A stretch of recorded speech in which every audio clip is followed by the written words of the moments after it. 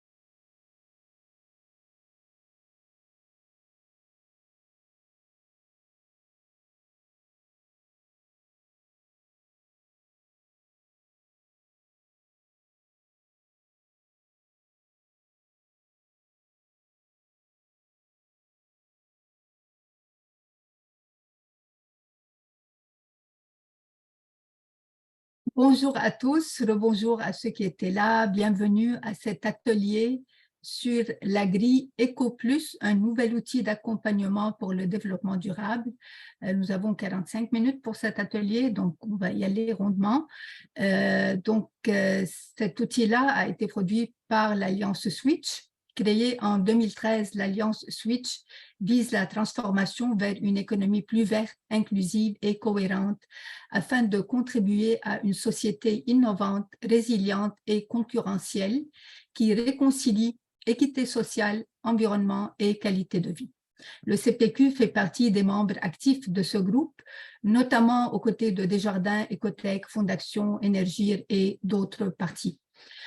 Aujourd'hui, l'Alliance Switch vous présente un tout nouvel outil pour aider à vous qualifier aux différents appels d'offres ou aux subventions gouvernementales.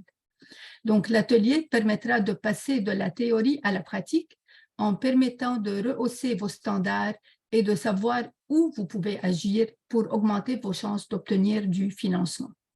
Donc, avant d'aller plus loin, permettez-moi de vous présenter nos invités. Luc Belzile. Luc Belzile est économiste principal à l'Institut du Québec depuis 2021. Avant de se joindre à l'Institut, il a œuvré pendant une décennie comme chercheur en économie à l'Institut de recherche et de développement en agro-environnement. Il est détenteur d'un baccalauréat en économie agricole de l'Université McGill et d'une maîtrise en économie appliquée de HEC Montréal. Notre deuxième conférencier, Richard Paet, est directeur général de l'Alliance Switch, double diplômé de la London School of Economics, politique et administration publique, droit des affaires internationales. Monsieur Paet est avocat et vice-président d'APECO. Il supervise la direction générale donc de Switch, l'Alliance pour une économie verte. Depuis 20 ans, Richard Paet a occupé des postes de haute direction en affaires publiques, communication, planification stratégique, droit, opérations et ressources humaines, notamment à la FCEI, au Centre universitaire de santé McGill, Énergir, Tembec et au gouvernement du Québec. C'est un leader dynamique qui a dirigé donc des équipes multidisciplinaires, le plus souvent dans des contextes sociopolitiques ou réglementaires assez sensibles. Et notre troisième intervenant, M. David Marshall, qui est directeur développement durable et affaires publiques pour les États-Unis chez Produits forestiers résolus. M. Marshall cumule près de 20 ans d'expérience locale et internationale dans les domaines du développement communautaire et durable, de l'ESG, donc, dont on va parler aujourd'hui, de la communication et des relations publiques. Il est chez Produits forestiers résolus depuis 2017. Il est également président du conseil d'administration du Centre d'écologie urbaine de Montréal et il est particulièrement stimulé par la responsabilité sociale des entreprises. Donc, merci, messieurs, d'être là. Et puis, tout de suite, on entamera avec Richard Pahé qui va nous parler de cette grille, de ce nouvel outil. Merci, Norma, de l'introduction. Merci aussi à Luc, là, qui est notre partenaire in crime, et David, là, dans cette présentation de la grille EcoPlus. Je vais, dans un premier temps, vous présenter Switch. Switch, qui est une alliance qui a été créée il y a 10 ans maintenant. Donc, on célèbre cette année là, notre 10e anniversaire. Et essentiellement, c'est 3 piliers des organisations de nature économique, que ce soit dans le secteur industriel, au niveau associatif, donc des générateurs de création de richesse.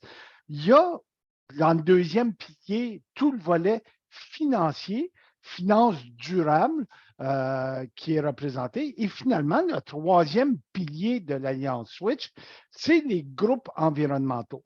Et dès en 2013, la question ou le défi que s'étaient donné les membres de Switch, c'était de trouver cet équilibre entre la théorie de Brundtland, de la notion de développement durable, l'équilibre entre l'économie, l'environnement et le volet social. Donc, on a créé un groupe parce que ces intervenants-là reconnaissaient qu'il y avait souvent plus comment je pourrais dire, de synchronisme, plus d'idées cohérentes ensemble que de différences, d'opposition entre les organismes. Donc, essentiellement, c'est une table qui permet de faire des consensus rapides, faciles, cohérents et qui amènent l'économie verte un petit peu plus loin dans la transition qui occupe le Québec et qui va nous amener en 2030 vraiment avec une économie qui est plus durable, plus évolutive, cohérente et inclusive. Vous avez là les différentes associations qui sont actuellement membres de Switch et aussi, merci là, à l'Institut du Québec qui est partenaire de recherche, tout comme la firme APECO, là, de laquelle je suis issu. C'est quoi les priorités d'action de Switch 2021-2024? Donc, c'est le plan triennal. En fait, il y avait 3 priorités. Un, on voulait que l'État donne l'exemple. Donc, comment est-ce que l'État peut contribuer à la transition en encadrant celle-ci? Deuxièmement, comment est-ce qu'on peut accompagner les entreprises à faire face à cette transition? Et troisièmement, comment est-ce qu'on doit, au point de vue régional, local, municipal, identifier des stratégies d'atténuation, de préparation au développement durable? On s'est donné des listes d'actions et je vais prendre le temps de m'arrêter sur 2, sur l'éco-conditionnalité dans le soutien gouvernemental. La grille vise à répondre à ça.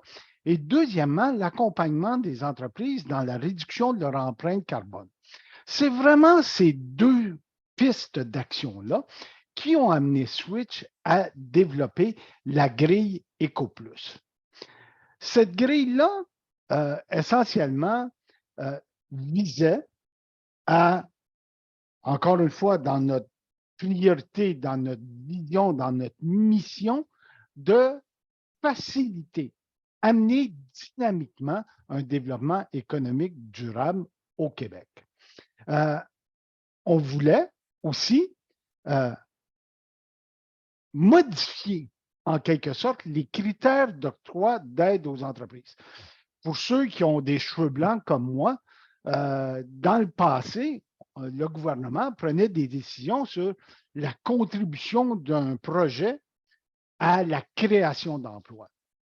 Bien, dans un contexte de vieillissement et de pénurie de main-d'œuvre qu'on connaît actuellement, bien, il y a peut-être d'autres critères qu'il faudrait prendre en considération, notamment les critères sociaux, environnementaux et économiques, bien entendu, parce qu'on ne veut pas péricliter comme économie au Québec, mais il y a un équilibre, un nouvel équilibre qui doit se développer. Donc, on s'est dit, il faudrait que nos critères d'octroi, d'aide, de soutien, d'accompagnement des entreprises s'enlignent ou deviennent cohérents avec la transition vers une économie verte.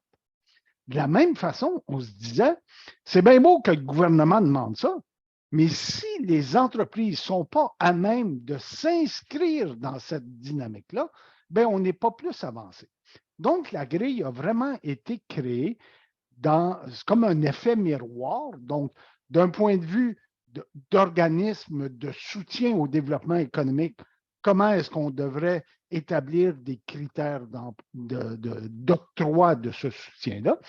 Et du côté de la PME, qui est l'autre côté du miroir, ben, c'est de voir comment est-ce que moi, en tant qu'organisation, je peux ajuster mes opérations à l'enseigne du développement durable.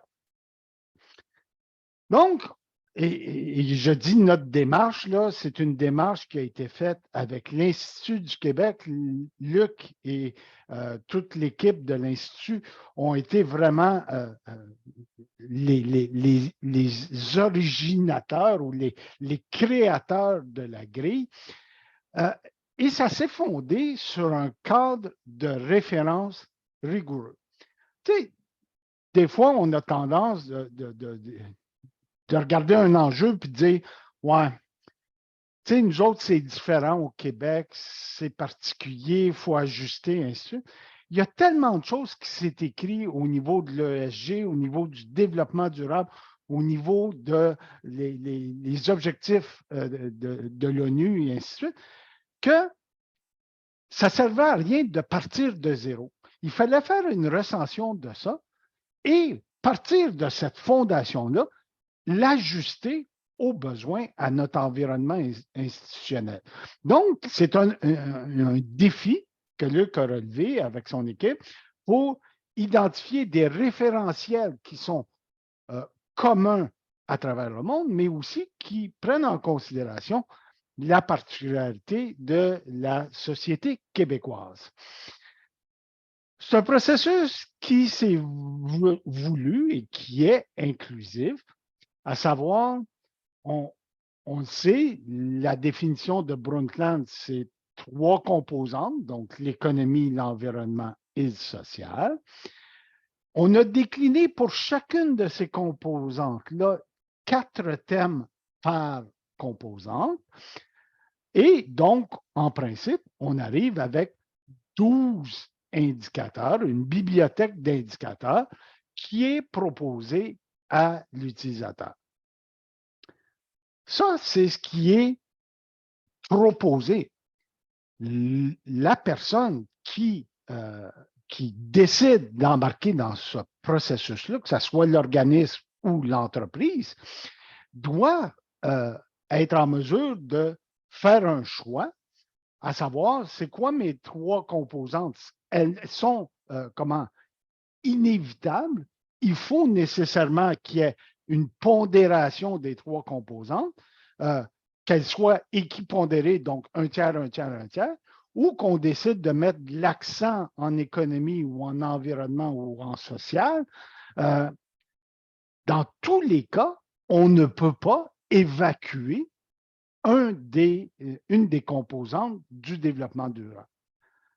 Donc, on choisit soit équipondéré ou on met un accent, mais comme vous le constatez, dès qu'on met un accent, on peut dire on va donner plus de points à l'économie ou à l'environnement, mais on ne peut pas mettre 70 des points et juste 30 pour le reste. La grille nous force un maximum pour donner l'accent à 40 de la pondération.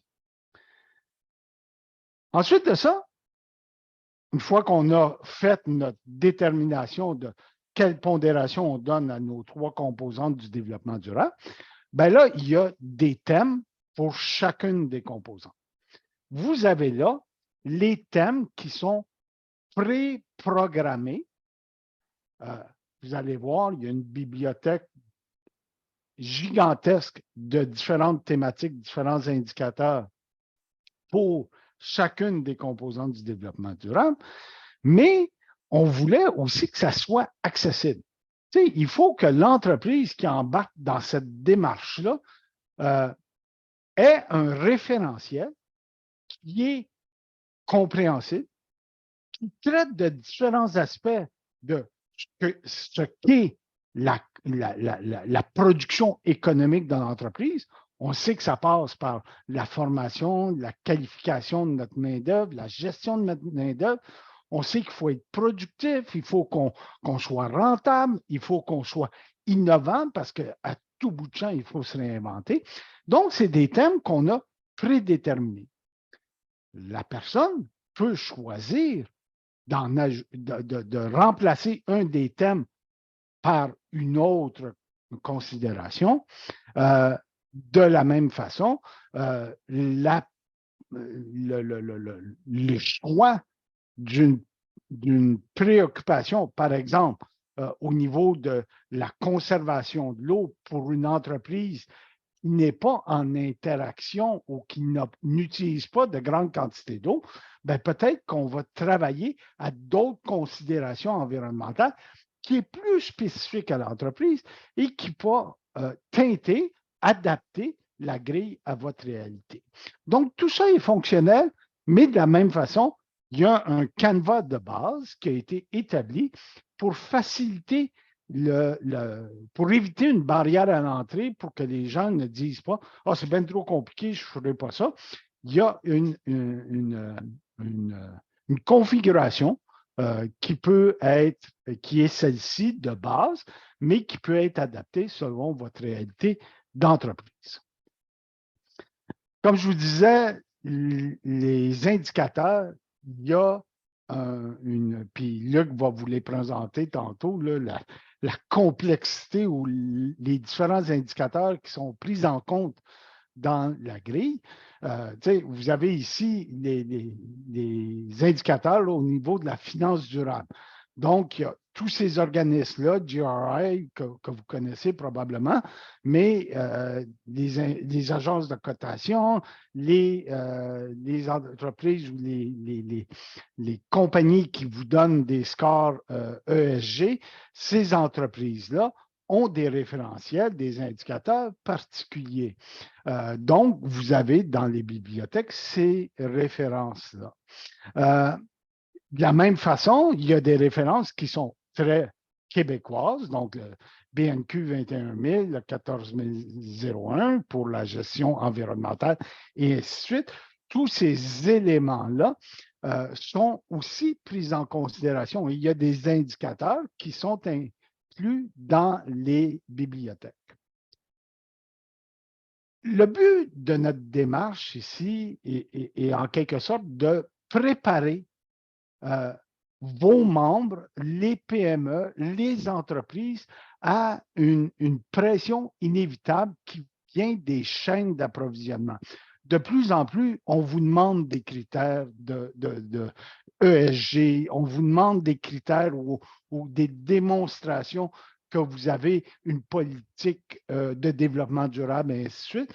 Donc, dans ces processus d'environnement-là, on pense que la grille peut être utile à vous accompagner dans cette démarche de développement durable là, au niveau de votre entreprise. De la même façon, cette démarche-là peut aider des organismes subventionnaires ou de soutien aux entreprises pour aider ou identifier les bons projets, aider les bonnes entreprises qui ont résolument pris le virage de l'économie verte. Je vais arrêter ici au niveau de notre présentation. Luc, je vais t'inviter peut-être à montrer comment la grille fonctionne et comment une entreprise pourrait l'utiliser dans son opération. Très bien, merci Richard. Je vais partager mon écran. Alors, vous devriez voir la grille, le fichier Excel présentement. C'est bien le cas? Oui, Oui, vous voyez bien. D'accord. Alors, ce que je fais aujourd'hui, dans quelques minutes, en quelques minutes plutôt, c'est un survol de l'outil de la grille EcoPlus, le fichier Excel, qui permet de faire l'évaluation ou l'auto-évaluation, disons. Donc, je vais vous présenter les principales fonctions, puis comment la mécanique de calcul se fait pour l'évaluation. Alors, dans un premier temps, quand l'utilisateur arrive dans la grille EcoPlus, bien, il y a une présentation générale qui lui présente, qui parle un peu du projet, de la collaboration entre l'Institut du Québec et l'Alliance Switch et APECO. Et ensuite, bon, d'où ça vient et quelques références générales, là, un peu en préparation là, de l'utilisation d'une grille comme ça, donc des références un peu plus générales. Ce qu'on voit, les boutons en vert, c'est vraiment des boutons là, justement pour naviguer d'un onglet à l'autre. Alors, voilà, si on va directement au deuxième onglet, que sont les instructions, je ne vais pas vous lire au complet, mais c'est juste pour vous dire que l'utilisateur va trouver ici toutes les instructions pour se servir de l'outil et c'est vraiment quand même assez détaillé. Puis, on voit en bas de page qu'il y a à nouveau des boutons pour naviguer d'une feuille à l'autre. Ce qui est intéressant ici, je vous dirais, c'est vraiment le logo en haut à droite qui présente un peu l'architecture de la grille EcoPlus. Donc, comme Richard vient de le mentionner, là, les trois niveaux là, que sont les composantes, les thèmes et les indicateurs. Alors, c'est vraiment tout le long, là, la logique de la grille, c'est toujours basé là-dessus. Alors, si on va à la feuille principale qui sert vraiment à l'évaluation, alors je vais me placer en haut. Alors, vous voyez ici, premièrement, là, c'est présenté en trois blocs qui sont similaires les uns aux autres. Donc, le premier bloc, économie. Alors, il y a un petit code de couleur pour bien les distinguer quand même. Le deuxième bloc, environnement. Et un troisième bloc, société. Alors, pour l'utilisateur, la première chose à inscrire, comme Richard en a parlé tout à l'heure, c'est la pondération à donner à chacune des trois composantes. Alors, vous voyez ici que l'utilisateur a une liste de choix. Il peut utiliser l'équipondéré qui va donner un poids égal à chacune des trois composantes. Alors, on voit qu'économie, c'est 33 environnement, 33 et société, de la même chose. Sauf que si, par exemple, je choisis un accent environnement, vous voyez que ça s'ajuste automatiquement. Environnement est rendu pondéré à 40 et les deux autres sont pondérés à 30 puis la même chose, si je choisis plutôt accent société, ben, c'est société à ce moment-là qui va recevoir la pondération de 40 Alors, par la suite, ben, la colonne suivante, comme Richard en a parlé, ce sont les thèmes, les 4 thèmes là, qui ont été, qui nous sont apparus vraiment comme omniprésents, si je peux dire, à travers tous les cadres de référence qu'on a pu consulter. Donc, je ne vais pas les repasser, là, Richard en a parlé brièvement, mais on pense qu'avec ces thèmes-là, à l'intérieur des composantes, les entreprises vont trouver là, tous les enjeux d'importance, à la fois pour eux, dans un cadre d'auto-évaluation, que pour les parties prenantes à l'externe. On va vraiment trouver les indicateurs relatifs à tous ces enjeux-là. Ensuite, si on passe à la colonne D, les indicateurs, alors c'est là où on entre un peu plus dans le vif du sujet, je vous dirais. C'est-à-dire que là, l'utilisateur va vraiment devoir faire un exercice de sélection des indicateurs. Alors, il y a une première possibilité pour lui, c'est de choisir la présélection qui aura été faite. Alors, quand il sélectionne ici l'option oui, il y a déjà des indicateurs qui s'inscrivent automatiquement dans chacun des thèmes et dans chacune des composantes. Par contre, un utilisateur qui voudrait faire sa propre sélection, il va cliquer non ici. Tous les indicateurs vont s'effacer. Il va pouvoir inscrire ses propres indicateurs. Et pour alimenter, disons, pour guider l'utilisateur dans le choix d'utilisateur, alors là, on va passer dans les bibliothèques. Alors, les trois onglets que vous voyez en bas, là, si vous voyez ma souris qui se déplace, il y a une bibliothèque d'indicateurs économie, une bibliothèque environnement et une bibliothèque société. Alors, je ne vais pas les passer systématiquement tous, mais si on va dans la bibliothèque économie, bien, vous voyez que les indicateurs sont classés par thème. Ici, on a formation et gestion de la main-d'œuvre. Et ensuite, ben, ils sont classés selon les grands cadres de référence qu'on a consultés. Le GRI, SASB, les objectifs de développement durable de l'ONU. Puis, autres, si on va dans autres, ce sont surtout des références qui viennent du Québec, qui sont plus particuliers à certains termes. Et pour la composante économie, surtout, c'est important d'avoir des indicateurs qui se rapportent à des programmes et des politiques du Québec. Ce qu'on ne trouvera pas, par exemple, dans des références comme le GRI ou le SASB, c'est international. Alors, ce n'est pas des cadres de référence qui vont se pencher sur des indicateurs propres au Québec. Mais ceux qui sont vraiment relatifs au Québec, on les trouve souvent dans les politiques sectorielles, les programmes sectoriels, donc ça va entrer souvent dans les indicateurs économiques. Et bon, ainsi de suite, là, dans environnement, vous avez d'autres indicateurs, mais toujours selon les mêmes référentiels, puis les thèmes qui sont relatifs à chaque composante. Même chose en bibliothèque, bibliothèque société. Alors, si je reviens à EcoPlus, je vais faire ici, pour les fins de l'exercice, je vais sélectionner oui pour avoir déjà des indicateurs. Et ce que l'utilisateur doit faire par la suite, là, c'est vraiment l'étape d'évaluation comme telle. L'évaluateur va devoir inscrire ici, toujours selon une liste, un menu d'options. Donc, il va vraiment choisir, il va faire l'évaluation qualitative. Donc, ce n'est pas une note chiffrée à cette étape-ci. L'utilisateur va devoir dire, donc, selon l'indicateur, comment l'entreprise ou le projet s'est inscrit ou en tout cas a performé par rapport aux attentes. Donc, si on inscrit conforme aux attentes, on a une note chiffrée ensuite qui apparaît dans la colonne suivante. Si par contre, c'était au-dessus des attentes, bien, vous voyez la note qui change.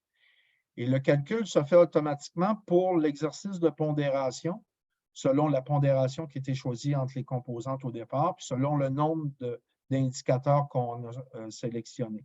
Alors là, vous voyez, j'ai juste un indicateur, alors la note est relativement faible, mais c'est pour vous montrer là, que le calcul se fait de lui-même. Ce que je veux vous montrer aussi, c'est, vous voyez, si je vais à environnement, oups, excusez-moi, il y a une note ici, je vais effacer cette note-là, je veux vous montrer. Quand il n'y a aucune note inscrite dans une composante, vous avez un message d'erreur ici. Et vous avez un message d'erreur aussi au total. Donc, c'est pour forcer vraiment l'utilisateur à inscrire au moins un indicateur par composante. C'est vraiment une genre d'obligation. Alors, si je reviens dans Environnement, puis je vais mettre à nouveau, disons, au-dessus des attentes. Alors, étant donné que j'ai une note, au moins une note pour un indicateur dans chaque composante, là, je vais avoir une note pour chacune des composantes et une note globale au final. Bon. Ici, j'ai une note assez faible de 9,4 %, mais c'est juste pour indiquer qu'on a juste choisi un indicateur par composante. Donc, c'est pondéré pour faire en sorte que les entreprises ou les projets qui ont plus d'indicateurs évalués, bien, ils vont avoir une meilleure note, évidemment. Puis à l'intérieur des indicateurs, bien, meilleure est la note, bien, meilleure va être la note pondérée globale au final. Alors ça, c'est vraiment l'exercice d'évaluation. Et au final, l'utilisateur, une fois qu'il a fait tout l'exercice pour tous les indicateurs, évidemment, il devrait avoir une note un peu plus élevée que 9 %. Bien, le rapport va lui donner un aperçu d'ensemble, donc les notes pour chacune des composantes et la note globale. Alors ici, ça permet d'avoir en un coup d'œil, disons, les forces et les faiblesses de l'entreprise ou du projet. Alors, on peut voir, bon, ici, c'est à peu près égal, mais on pourrait voir, par exemple, que l'entreprise a une très bonne évaluation en économie, mais qu'il y a des améliorations à faire dans les deux autres, par exemple. Donc, en voyant l'évaluation par composante, ça permet de faire un peu un diagnostic. Où je suis allé un peu vite, peut-être je vais revenir. Vous avez aussi un onglet sur les échelles d'évaluation. Ici, ce qui est important de mentionner, quand on note soit excellent, au-dessus des attentes, conforme aux attentes, vous avez une explication, un énoncé qui explique vraiment qu'est-ce que ça veut dire conforme aux attentes, au-dessus des attentes. Et vous allez voir que ce n'est pas la performance de l'entreprise qui est mesurée ici, c'est vraiment sa démarche pour adopter des pratiques de développement durable. Alors, il faut vraiment voir la note et c'est là, donc une fois que vous avez vu un peu là, les explications pour les échelles de notation, ici, on l'a aussi pour la pondération des composantes, vous avez des explications. Ça permet de mieux comprendre qu'est-ce que veut dire notre note au final. Donc, quand on va dans le rapport final, on a une note et on a mis aussi une autre feuille pour montrer, pour donner les explications à ces notes-là. Donc, c'est un texte là, qui donne un peu plus, mais je peux vous le résumer pour dire que la note en soi, il ne faut pas la voir comme une évaluation de performance, puis une note de passage disons, à un examen ou à un test. C'est vraiment une évaluation qui est relative à une référence. Et dans ce cas-ci, il faudrait voir la référence comme soit étant un groupe d'entreprises semblables à celle qui est évaluée, ou l'entreprise elle-même qui voudrait s'auto-évaluer puis voir son progrès dans le temps. Donc, elle pourrait avoir une note de 50%, mais si l'année passée ou 3 ans auparavant, elle avait 30 bien, le 50 reflète quand même un très bon progrès. Alors, il ne faut pas voir la note en pourcentage au final comme une note de passage, mais plutôt pour montrer comment l'entreprise se situe par rapport à une référence. Donc, la référence soit elle-même dans le temps ou un groupe d'entreprises. Alors, ben voilà, ça résume les principales fonctions. Comme je dis, il y a un onglet Instructions. Puis il y a aussi, évidemment, il va y avoir un rapport de projet qui va être publié sous peu, qui va vraiment donner tous les détails de ce qui nous a amené à ce produit final-là. Mais Excellent. c'est parfait. Merci, Luc. Peut-être arrêter de J'arrête, partager. Excuse. attendez un instant, je vais. Oui, merci beaucoup. C'est vraiment très, très enrichissant et très, C'est très correct, j'ai inspirant. arrêté ou non? Attendez un peu. Non, Pas encore. Bon. OK, excellent. voilà. Bon. Bon, parfait, mais merci beaucoup. Peut-être pratico-pratique, je poserai ma première question à Richard. Pratiquement, comment, bon, on est dans le forum des associations, comment nos associations sectorielles peuvent partager avec leurs membres l'Agri EcoPlus? Est-ce qu'il y a un coût, il y a des obligations? Comment ça fonctionne pour son utilisation? Exact. Luc l'évoquait, il nous reste des étapes de raffinement. Je m'explique. Vous avez en ce moment le format sous Excel. Là, on est en train de travailler avec une firme un peu comme on le fait quand on rend public un nouveau site web au niveau de l'usabilité, l'accessibilité, rendre ça encore plus user-friendly. Donc, on va publier au mois de mai approximativement la nouvelle grille avec une approche un petit peu plus marketing, plus facile pour l'usager à naviguer au sein de la grille. Premier élément. Deuxième élément, Luc l'a évoqué, il va avoir aussi un rapport et un tutoriel, donc un genre de démonstration comment naviguer au sein de la grille. Et tout ça va être mis en ligne sur le site de l'Alliance, allianceswitch.ca. Pas trop compliqué, allianceswitch.ca. Donc, vous allez voir apparaître sur le site. Donc, j'invite les utilisateurs à visiter régulièrement et vous allez voir apparaître, puis on va faire des communications lors de la publication. Comment est-ce que les associations sectorielles peuvent aider?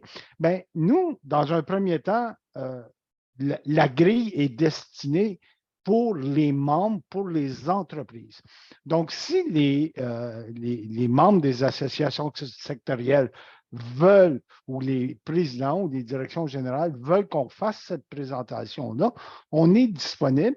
Et le but de l'exercice, c'est d'assurer une plus grande accessibilité, une plus grande adoption de la grille par les entreprises. L'objectif, à ce moment-ci, de la part de Switch, c'est que cette grille-là va être rendue disponible gratuitement. Donc, on ne veut pas charger ab initio.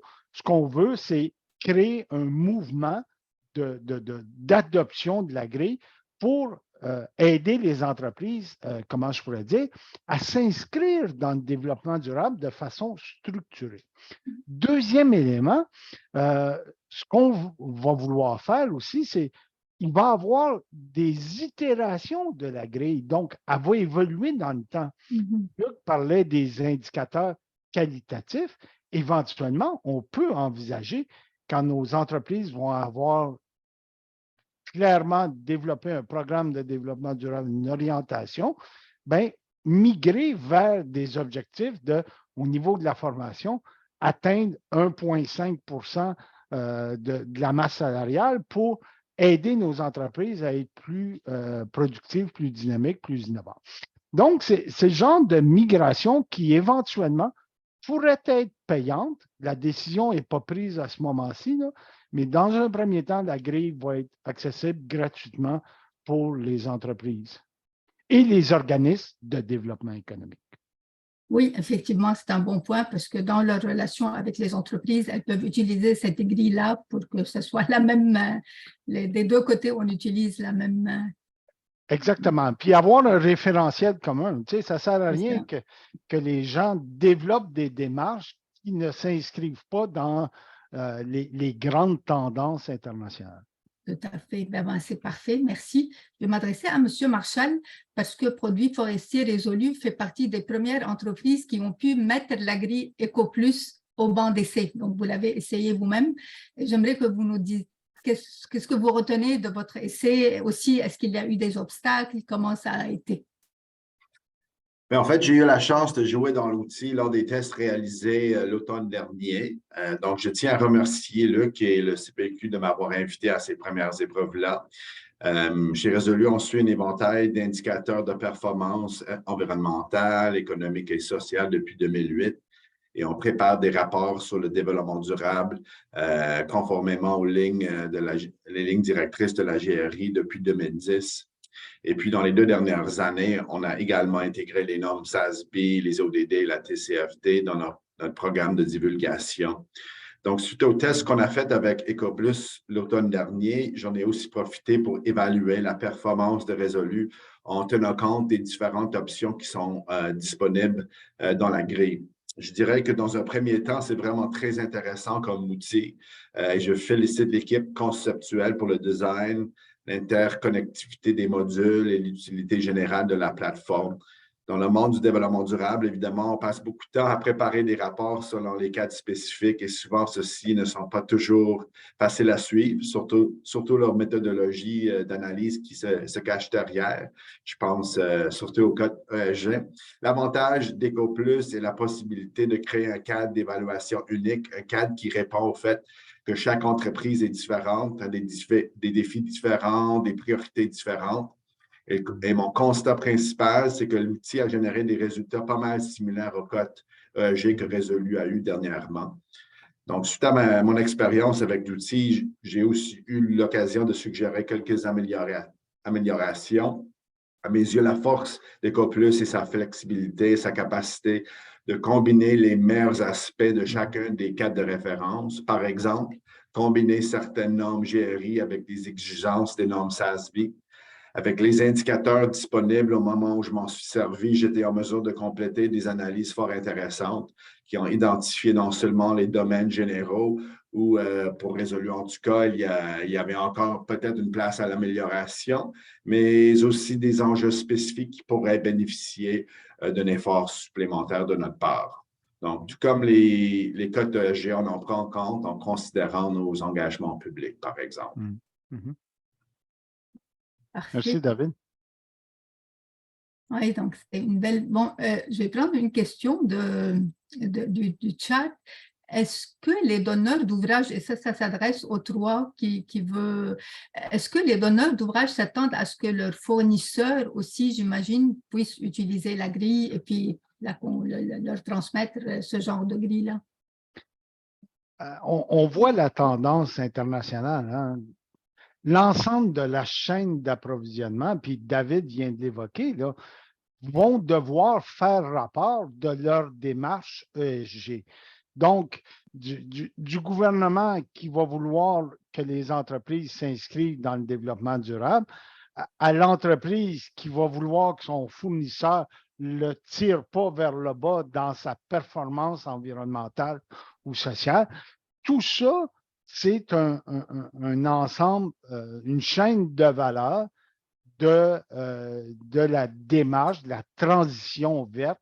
Donc, inévitablement, que la pression vienne d'un organisme subventionnaire ou qu'elle vienne de votre donneur d'ordre, les entreprises vont devoir montrer patte blanche, vont devoir démontrer qu'elles sont inscrites dans un processus de développement durable.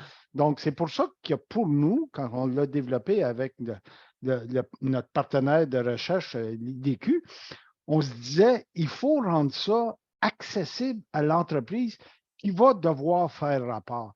Donc, c'est vraiment cette notion d'accessibilité et d'adaptabilité à la réalité propre de l'entreprise qui a guidé nos travaux. Effectivement. En fait, j'ai mentionné que l'avantage d'EcoPlus, c'est la possibilité de créer un cadre d'évaluation unique, un cadre qui répond au fait que chaque entreprise est différente. Je trouve ça particulièrement intéressant dans un contexte où aucun cadre de référence est complet, exhaustif.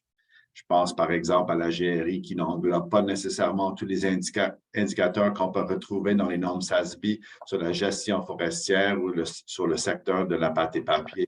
Donc, si on va parler de la chaîne de valeur, on peut combiner des choses ensemble pour pouvoir évaluer ce qu'on va vraiment viser dans notre chaîne de valeur, dans notre chaîne d'approvisionnement. Oui, Luc, peut-être.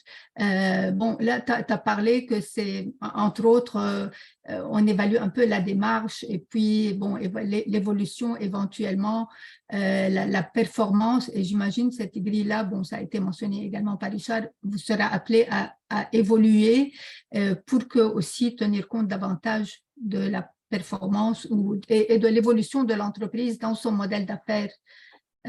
Donc, comment elle peut utiliser cette grille-là dans ce contexte? Oui. Je vous dirais, un peu pour faire un petit historique, là, quand on a commencé les travaux, on a vu qu'il y avait un très large éventail de référentiels, de cadres de référence, puis on a toujours cherché à avoir de l'efficacité, de la polyvalence, puis de l'adaptabilité dans cet outil-là, parce que je pense que David en témoigne bien. Il y a tellement de références puis d'exigences qui sont parfois divergentes et on avait aussi le souci que ça serve à l'auto-évaluation parce qu'il y a aussi le contexte des tailles d'entreprise. Les entreprises ne sont pas toutes au même niveau d'avancement. Puis même, on peut dire qu'il y a des entreprises qui ont peu entrepris une démarche de développement durable, mais qui ont une volonté de le faire et elles ne devraient pas être pénalisées par un outil comme ça. Donc, on a voulu que ce soit un outil qui s'adapte bien à plein de contextes et faire en sorte justement que ça vienne aider les entreprises, les équipes de direction pour bien inscrire ces critères-là extra-financiers, hein, c'est des critères extra-financiers, dans le modèle d'affaires, à savoir que l'outil serve aussi à dire peut-être à une équipe de direction, ah, on n'avait pas vu que nous, on est très bon peut-être en environnement et économie, mais le social, on avait négligé ça, puis on le voit avec notre pointage, puis là, maintenant, on a des indicateurs qu'on peut intégrer, on a une bibliothèque. On avait vraiment ce souci-là, puis là, on pense que EcoPlus peut permettre ça. Puis en faisant cet exercice-là d'auto-évaluation, puis de mieux intégrer ces critères-là dans le modèle d'affaires de l'entreprise, ça va l'aider justement à se présenter aux donneurs d'ordre pour dire, écoutez, on a un outil pour l'auto-évaluation, puis on est capable maintenant de s'ajuster selon les exigences, soit d'une chaîne de valeur ou peut-être d'un programme gouvernemental. Alors, la polyvalence était toujours omniprésent là, dans le développement de l'outil. Non. Oui, bon, là, le temps file, mais brièvement, c'est ça, c'est quoi les principaux obstacles pour une entreprise pour s'auto-évaluer? Bon, là, je crois que cette grille offre quand même un outil très intéressant et qui peut être adapté à ajuster, c'est ça aussi qui est, mais est-ce que le manque d'expertise, le manque de temps, ou une combinaison de tout ça? Ben, c'est très important pour une entreprise de s'auto-évaluer, surtout si on passe beaucoup de temps à adopter les meilleures pratiques en matière de développement durable. Peut-être on n'y arrive pas finalement à intégrer les normes, les standards, ou peut-être une fois intégrés, on ne répond pas à leurs exigences comme il faut.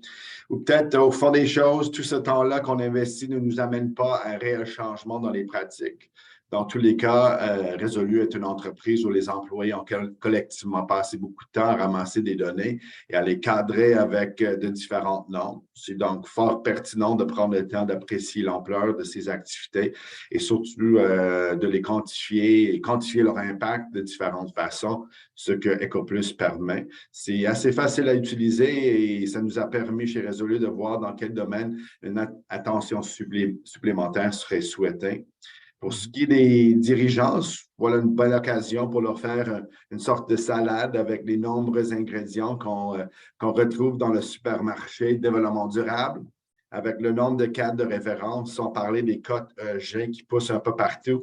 EcoPlus, c'est une occasion de les mélanger tous ensemble et de se retrouver avec un résultat sommaire, avec un potentiel, disons, un peu plus stratégique.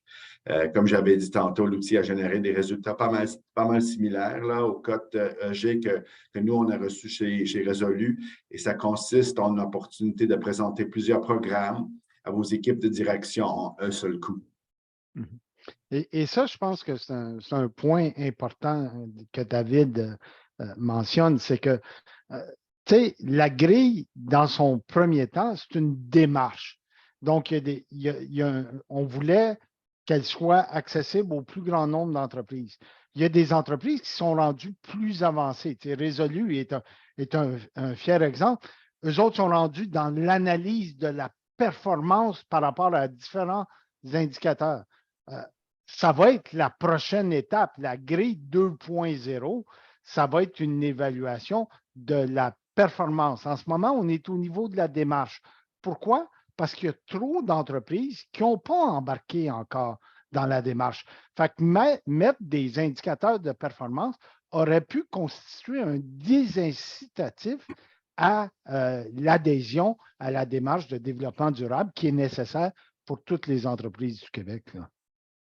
Oui, c'est crucial parce qu'il faut commencer quelque part et puis ce n'est pas tout le monde, surtout si on parle des PME, qui ont les outils, qui ont… Exact. Donc, c'est vraiment un début, mais qui est quand même très important, mais qui va être développé. Et puis, je crois que l'enjeu, c'est de le faire adopter par le plus grand nombre d'entreprises, mais je crois que ça va venir parce qu'on est rendu là et puis on voit qu'il y a cette plus grande sensibilité et ouverture, mais les gens veulent savoir surtout par où commencer. Et donc, je crois que c'est… La grille nous permet ça. Voilà, donc merci beaucoup. Malheureusement, c'est tout le temps qu'on avait, mais merci beaucoup. Je crois que c'était fort précieux et fort utile. Et puis, comme tu as mentionné, Richard, on l'a mis dans le chat, allianceswitch.ca. Les gens sont invités à aller regarder et puis à nous contacter également au CPQ. Donc là, pour les participants, on va prendre une autre pause d'une quinzaine de minutes et revenir à 11h45 avec mon collègue Arnaud Champalbert pour le 4e segment avec NextGen sur les opportunités de financement pour la transformation numérique du secteur manufacturier. Donc, merci beaucoup, Normand. Richard, Luc et David. Merci, bonne journée. Merci tout le monde.